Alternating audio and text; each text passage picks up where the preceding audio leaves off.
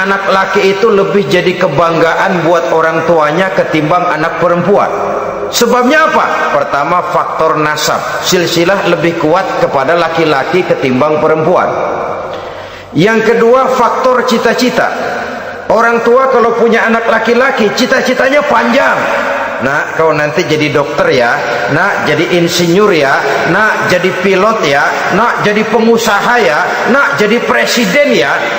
Tapi kalau dia punya anak perempuan, paling ya nak, mudah-mudahan nanti kamu dapat jodoh orang baik nak, dapat jodoh orang soleh.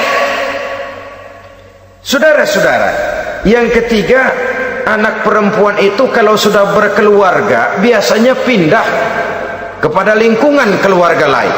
Sehingga orang berkata punya anak perempuan banyak sebenarnya seperti agen.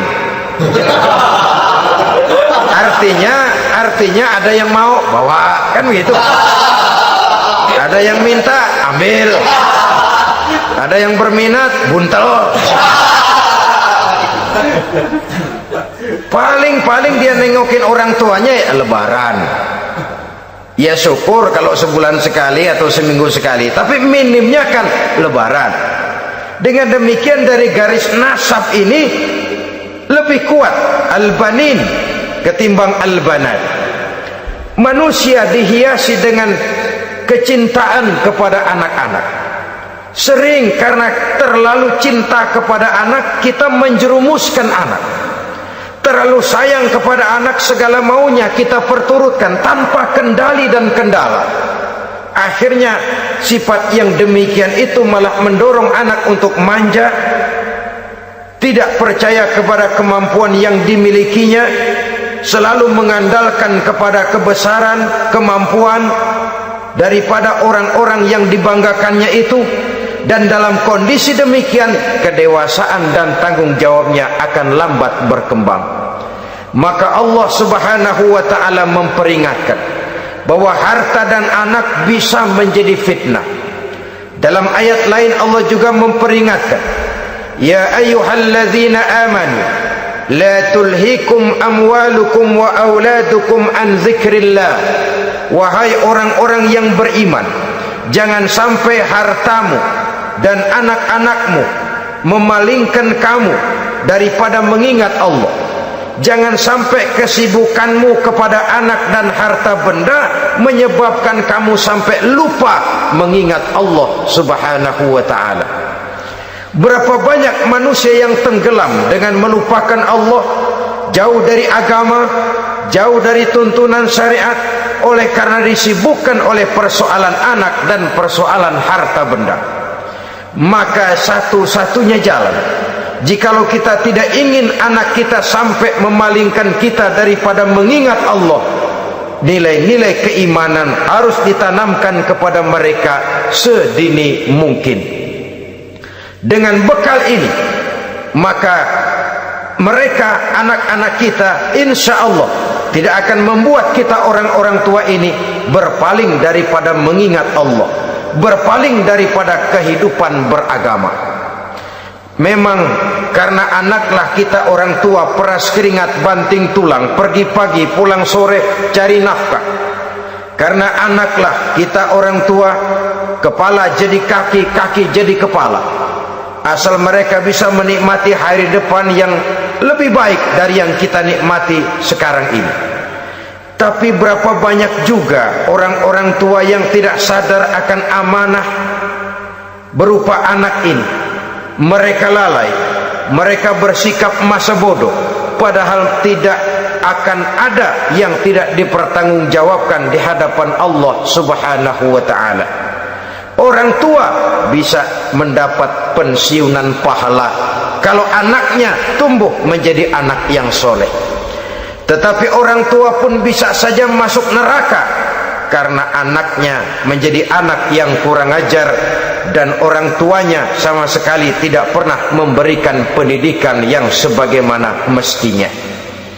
Saudara-saudara kaum muslimin rahimakumullah, kita tentu berharap memperoleh pensiunan pahala dan bukan mendapat tambahan dosa dari kekurang ajaran anak-anak kita akibat kita sebagai orang tuanya tidak pernah mau mendidik mereka. Dalam hadis ada diriwayatkan, ada anak kurang ajar, sembahyang tidak, puasa ibadah tidak, kenal Allah tidak, beriman pun tidak, dosa kelewat banyak, kejahatan berkarat. Di akhirat nanti disidang dia, ditanya, kamu kenal siapa Tuhanmu? Tidak. Kamu tahu siapa nabimu? Tidak. Kitab sucimu apa? Tidak tahu. Kiblatmu di mana? Tidak ada.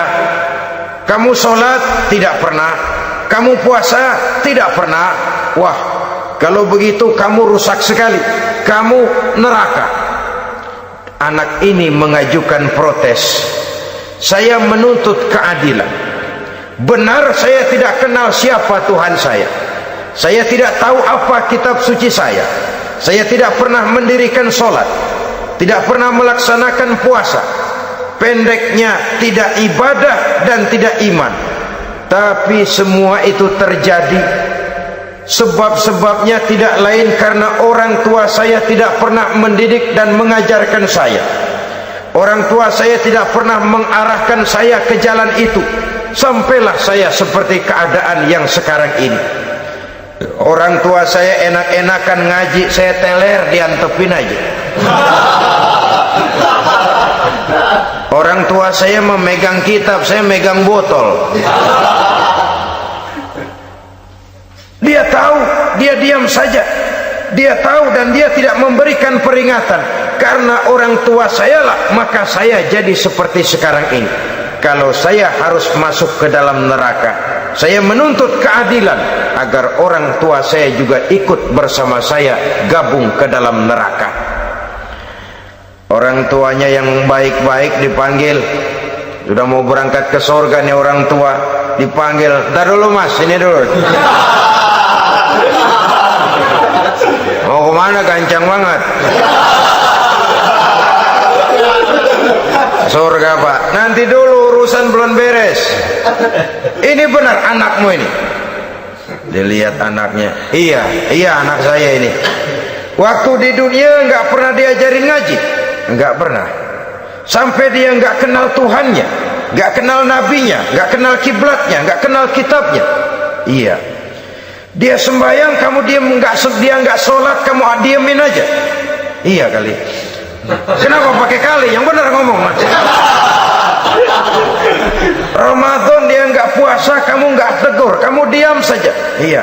Wah, kamu nggak tanggung jawab. Kamu tahu anak itu adalah amanah. Menyia-nyiakan amanah adalah khianat. Khianat adalah dosa besar.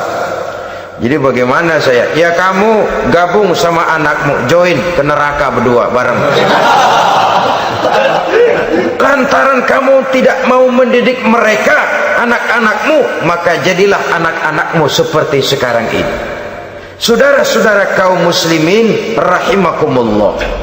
Sebaliknya, jikalau anak-anak kita yang kita cintai ini, yang merupakan buah hati belahan jantung, tumbuh dan berkembang menjadi anak-anak yang soleh, yang bermanfaat bagi masyarakatnya, bagi agama, bangsa dan negaranya, kita orang tuanya bolehlah tentram menerima pensiunan pahala. Menerima pensiunan pahala dari kesolehan anak yang ditinggalkannya. Alangkah nikmatnya mendapat pensiunan pahala. Terbaring kita di bawah pohon kemboja, nilai kebaikan kita dikenal orang, nama kita akan tetap hidup. Oleh karena kita meninggalkan anak-anak yang tumbuh menjadi generasi yang soleh, bukan anak yang salah. Oleh karenanya, kecintaan kepada anak jangan sampai membuat kita lalai dari mengarahkan mereka kepada kehidupan beragama. Di zaman sekarang ini, kecenderungan kita mengarahkan anak pun sudah kepada kecenderungan yang berbau materialistis. Maka yang ramai bagaimana anak bisa mengejar program MBA, Master of Business Administration, supaya keluar bisa jadi manajer. Bagaimana anak lalu kursus komputer, supaya keluar menjadi tenaga yang canggih di bidang komputer. Ya, kalau dia perempuan cantik, bagaimana dia bisa masuk akademi sekretaris and management supaya bisa jadi sekretaris?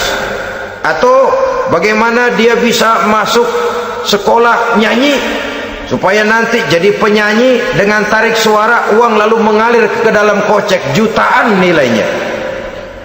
Maka yang ramai pun hal-hal yang semacam itu. Dalam pada itu pengajian, kursus-kursus keagamaan, studi-studi klub yang membicarakan masalah-masalah agama, ramainya kadang-kadang kalau bulan Ramadan, nah dianggap training center.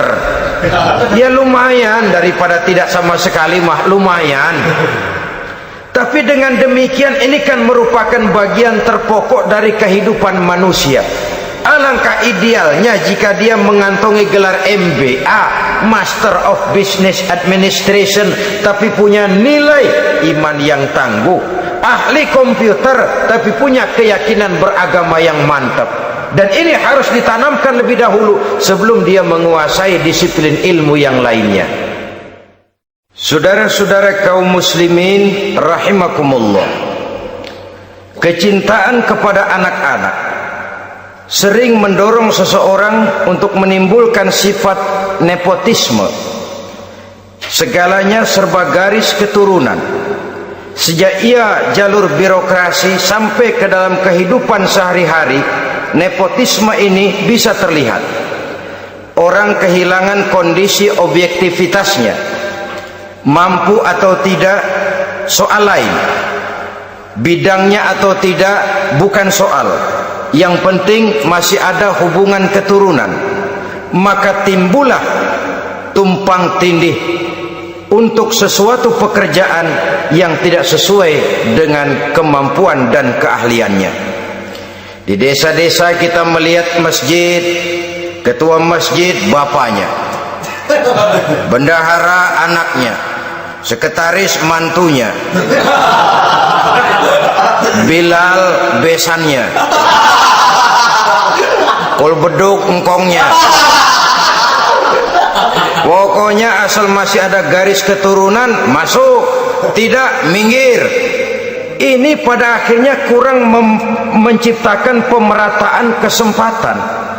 Iyalah kalau profesinya, tapi kan jarang yang demikian itu.